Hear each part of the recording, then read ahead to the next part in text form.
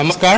আজি আমাৰ সংবাদ মাধ্যমৰ জৰিয়তে আজি আমি মদৈগুৰি UPPL দলে আমি বিশেষকৈ দুটা কাৰণত বা দুটা আমি বিষয় আপোনালোকক জনাব বিচাৰিছোঁ। বিশেষকৈ আমাৰ মদৈগুৰিবাসী তথা আমাৰ বিটিআৰ বাসী তথা আমাৰ সাৰা অসমক আমি দুটা কথা আমি বিশেষকৈ দুটা আপোনালোকক অৱগত কৰাব বিচাৰিছোঁ। প্ৰথম কথাটো হ'ল যোৱা 2 তাৰিখে BPF দলৰ আমাৰ নিষ্কলাগাঁও প্ৰাইমাৰী আৰু হ'ল আপোনাৰ মাজুৰচুবা প্ৰাইমাৰী হৰিচিঙা পাৰ্টৰ যৌথভাৱে তেওঁলোকে এখন সভা অনুষ্ঠিত কৰিছিলে। এই সভাত আমাৰ মাননীয় MLA আমাৰ কলাইগাঁও 65 নং কলাইগাঁও সমষ্টিৰ মাননীয় MLA মহেশ্বৰ বড়ো ডাঙৰীয়াই তেওঁ কিছু অসাংবিধানিক ভাষা তেওঁ প্ৰয়োগ কৰা আমি দেখিবলৈ পাইছোঁ। আৰু লগতে সেইখন মিটিঙতে আমাৰ 35 নং মদৈগুৰি সমষ্টিৰ প্ৰাক্তন MCLA তথা EM তেওঁৰ মুখৰ পৰা আমি কিছু অসাংবিধানিক কথা আমি শুনিবলৈ পাইছোঁ। আজি এইখিনি ক্লিয়াৰিফিকেশ্যন আপোনালোকৰ মিডিয়াৰ জৰিয়তে আমি ক্লিয়াৰ কৰিব বিচাৰিছোঁ। প্ৰথমতে আমাৰ বিশেষকৈ আমাৰ কলাইগাঁও সমষ্টিৰ MLA মহেশ্বৰ বড়ো ডাঙৰীয়াই তেওঁ কৈছে যিখিনি BPF দল ত্যাগ কৰি তেনে আজি UPPL কৰিছে তেওঁলোকক বেয়া ভাষাৰে তেওঁ গালি গুলাজ কৰিছে।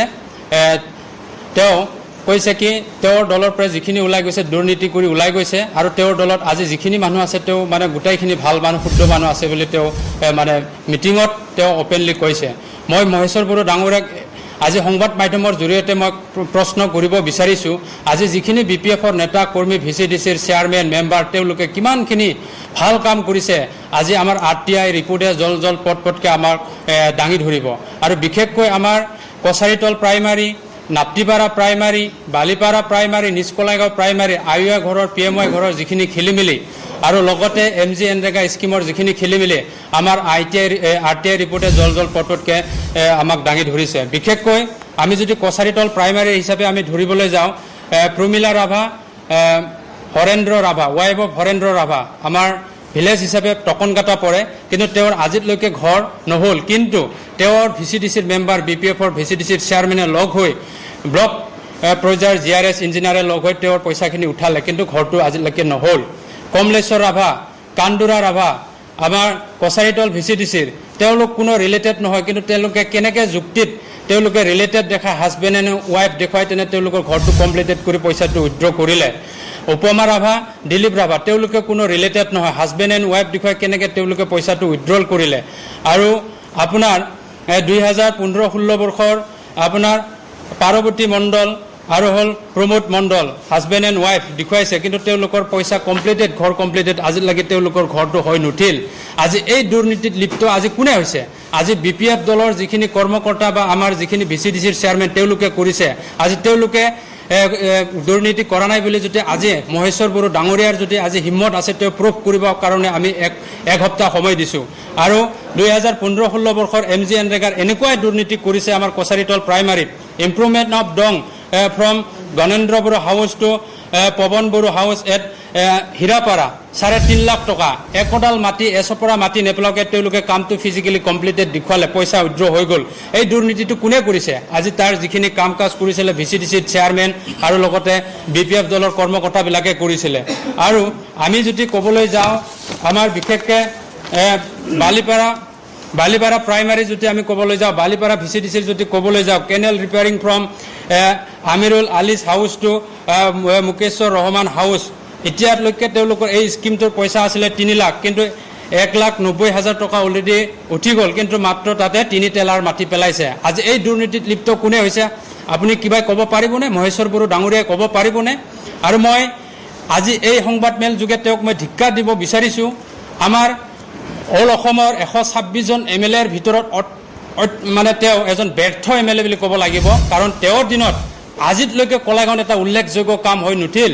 তেওঁৰ দিনতে আজিৰ পৰা 5 বছৰ আগত মেকেঞ্জি ৰোডটো তেওঁৰ প্ৰেজেঞ্চত আজি উদ্বোধন কৰিছিলে হাগ্ৰামা মহিলাৰী ডাঙৰীয়াই, কিন্তু আজিলৈকে হৈ নুঠিলে। আৰু আজিলৈকে কলাইগাঁও মাৰ্কেটখন তেওঁ দুবাৰকৈ বিধায়ক হ'ল, তথাপিতো আজি কলাইগাঁও মাৰ্কেটখনক তেওঁ আজি উন্নতি কৰিব নোৱাৰিলে। আৰু জগদীশ চৰকাৰ ডাঙৰীয়াৰ কথাটো ক'বলৈ গ'লেতো আৰু বহুত তেওঁৰ হুংগু বংগু তেওঁৰ যিবিলাক VCDC মেম্বাৰ চেয়াৰমেন আজি আইৱা ঘৰৰ পৰা MG এনৰেগাৰ পৰা তেওঁ লুটিপুটি খাইছে আৰু গোটাই তথ্যবোৰ আমাৰ RTI যোগে তথ্যবোৰ ওলাই আহিছে আমি কম দিনত লিগেল একশ্যন লোৱাৰ কাৰণে আমি ব্যৱস্থা কৰিম আৰু জগদীশ চৰকাৰ ডাঙৰীয়াকো আমি আজি এই সংবাদ মাধ্যমৰে তেওঁক আমি তীব্ৰ ভাষাৰে গৰিহণা দিছি তেওঁ নিজে এজন দুৰ্নীতিগ্ৰস্ত মানুহ আৰু তেওঁ আমাৰ BTCত আটাইতকৈ যদি দুৰ্নীতিগ্ৰস্ত বা দুৰ্নীতিগ্ৰস্ত MCLA তেওঁ হ'ল জগদীশ চৰকাৰ ডাঙৰীয়া আজি তেওঁ 15টা বছৰ শাসনত থাকি কোনো আমাৰ এই মদৈগুৰি অঞ্চলৰ উন্নতি কৰিব নোৱাৰিলে আজি UPPL দলৰ আমাৰ সভাপতি মহোদয় UPPL দলৰ কৰ্মকৰ্তাক তেওঁ আবুল তাবুলকৈ বুকিবলৈ ধৰিছে কাৰণ আজি আপোনাৰ তেওঁ জগদীশ চৰকাৰ ডাঙৰীয়াৰ ভৰিৰ তলত মাটি নাইকিয়া হৈ গৈছে আৰু UPPL দলৰ উত্থানত দেখি তেওঁ আবুল তাবুল বুকি আমাৰ মাজত এটা বিভ্ৰান্তি সৃষ্টি কৰিব বিচাৰিছে বড়ো বঙালী অসমীয়া বড়ো অনাবড়ো তেনেকৈ ধৰণৰ তেওঁ মন্তব্যবিলাক আগবঢ়াই থকা আমি দেখিবলৈ পাইছোঁ আৰু আমি এই সংবাদ মাধ্যমৰ জৰিয়তে তেওঁক আমি ক'ব বিচাৰিছোঁ তেওঁ এই বছৰ এই 2020 চনৰ যিটো আমাৰ BTC ইলেকশ্যন সেই ইলেকশ্যনত তেওঁ ভাবি আছে মই মানে ভাগ কৰি তেনে আমি জাতি জনগোষ্ঠীৰ মাজত এটা বিভ্ৰান্তি সৃষ্টি কৰি যাতে মই ভোট আদায় কৰিব পাৰোঁ তেনেকৈ এটা তেওঁ প্ৰয়াস কৰি আছে কিন্তু BTCবাসী ৰাইজ তথা আমাৰ মদৈগুৰিবাসী ৰাইজ এতিয়া এক হৈ আছে সকলোৱে আমাৰ UPPL দলৰ কেণ্ডিডেট এন্থনী বসুমতাৰী ডাঙৰীয়াক ভোট দি জয়যুক্ত কৰিব আৰু আপোনালোকৰ এই সংবাদ মাধ্যমৰে মই আপোনালোকক জনাব বিচাৰিছোঁ বিদ্যাৰবাসী ৰাইজক জনাব বিচাৰিছোঁ মদৈগুৰিবাসী ৰাইজক জনাব বিচাৰিছোঁ আমাৰ প্ৰত্যেকটো প্ৰাইমাৰীতে এতিয়া যিখিনি প্ৰত্যেকটো VCDC অন্তৰ্গত যিমানখিনি আইৱা ঘৰ টোটেলি মানে দুৰ্নীতি হৈছে আৰু এই দুৰ্নীতিৰ তদন্ত উন্নতিপলমে আমাৰ প্ৰশাসনে ব্যৱস্থা ল'ব লাগে আৰু এই কাৰণে আমি অলৰেডি আমি গভৰ্ণৰ ডাঙৰীয়াক আমাৰ DC ডাঙৰীয়াক আমি জনাইছোঁ আৰু তেওঁ উন্নতিপলমে এই ব্যৱস্থাটো গ্ৰহণ কৰিব লাগে আৰু আমাৰ দলৰ তৰফৰ পৰাও তেওঁ গ্ৰহণ কৰিবৰ কাৰণে অনুৰোধ জনাইছোঁ বালিপাৰা VCDC নিজ কলেগাঁও VCDC PMI ঘৰ আইৱা ঘৰ যথেষ্ট দুৰ্নীতি আছে তাৰপিছত আমাৰ MG এনৰেগাৰ যথেষ্ট দুৰ্নীতি আছে যিবিলাক কাম কাজবিলাক কৰিছে তাতে 1 কোডাল 2 কোডাল মাটি পেলাই তেনে তেওঁলোকে পইচাবিলাক সৰলকি কৰিছে বেনিফিচিয়াৰী পইচা পাতি পোৱা নাই আৰু সেইকাৰণে আমি প্ৰশাসনক ব্যৱস্থা ল'বৰ কাৰণে এই সংবাদ মাধ্যমৰ জৰিয়তে অনুৰোধ জনাইছোঁ আৰু আমাৰ মাজতে আছে আমাৰ CWC মেম্বাৰ নাৰায়ণ দাস ডাঙৰীয়া তেওঁ আপোনালোকৰ সংবাদ মাধ্যমৰ জৰিয়তে কিছু কথা ক'ব তেওঁ ক'বৰ কাৰণে মই অনুৰোধ জনাইছোঁ